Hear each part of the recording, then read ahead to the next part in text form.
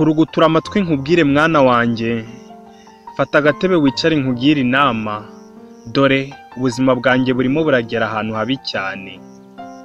Nanjye nkiri muto nkawe nabashaka gusimbuka ahantu harehare ku buryo wantumaga ku mugezi sintindeyo, ariko ndabona ingufu zanjye zarashize no kuzamuka haterera sinabishobora. Icara nkugire inama, izi nama ndabizi ko zizagukomereza ubuzima. Njye nitwa Irumva Daniel, YouTube channel yitwa Ibyubaka TV. Kurikirana izi nama, nizeye ko ziri buze kukugirira akamaro kanini.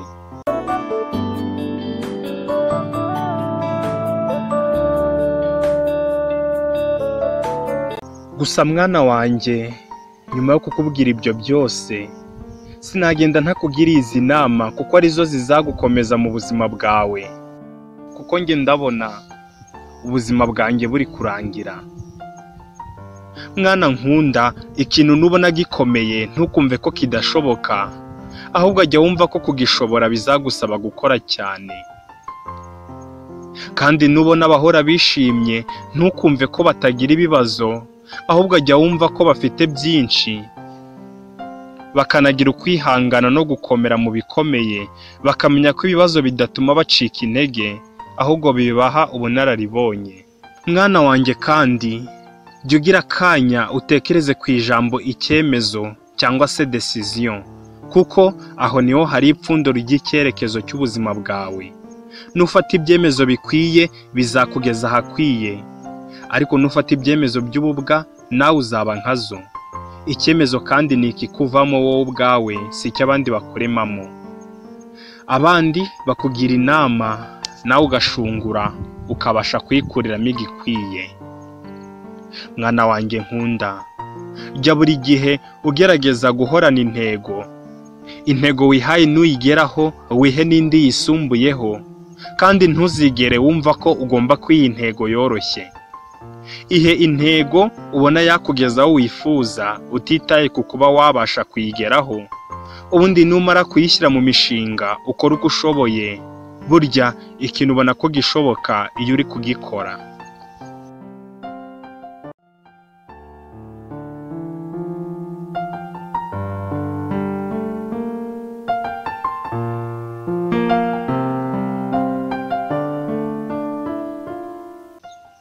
Mwana wanjye kandi, dore inama yindi ikomeye, jya umenya guhitamo neza, uhitemo ibizakugira umugabo, aho guhitamo ibizatuma ugaragara nk'umugabo kandi utari we.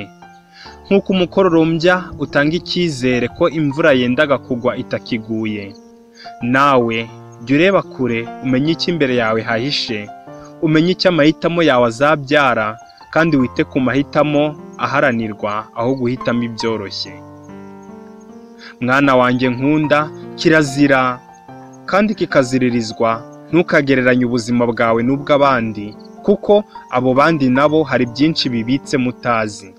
Tekereza ishuri ugomba kwigamo, inzu ugomba kubamo, uko ugomba kwambara n'ibindi byose bikureba, ariko ntugendere ku bya kanaka, kuko ingendo y'undi iravuna.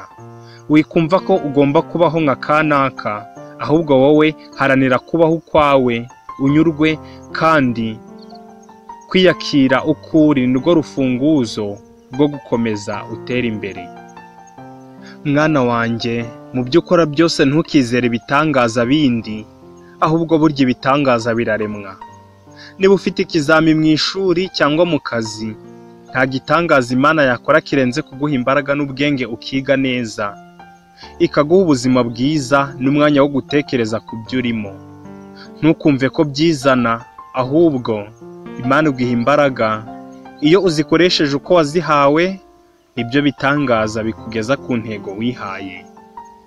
Mwana wanjye kandi, hari akandi ntagenda nakubwiye, jya umenya ururimi rwawe, kuko rimwe rurubaka rugasana imitima, ubundi rukangiza ndetse rugakomeretsa imitima.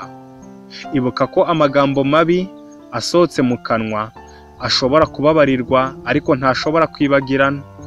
Forgiven but not forgotten. Mwana wanjye kandi, jya umenya guheba ibyo wabuze ntukabiteho umwanya, ahubwo jya ukora cyane ngo wishumbushe ibibirenze.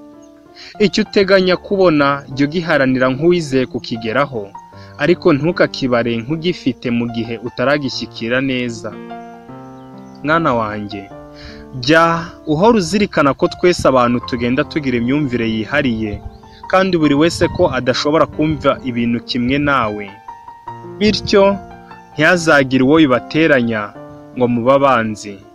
Burya kenshi dupfa ubusa, nyamara nta n'icyakwemeza ko niba utumva ibintu kimwe na kanaka ari wowe ufite imyumvire mizima. Mwana wanjye nkunda, nizeye ko ntapfishije umwanya ubusa cyangwa ngo ngosorere mu rucaca.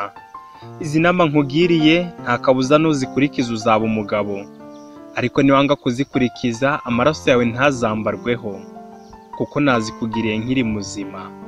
Uzakunde bose, uharanire ibyiza, niwo murage ngusigiye mwana wanjye. Ibi mwabiteguriye kandi mubigezwaho nanjye Ingenious Irumva Dani. Ndagukunda cyane.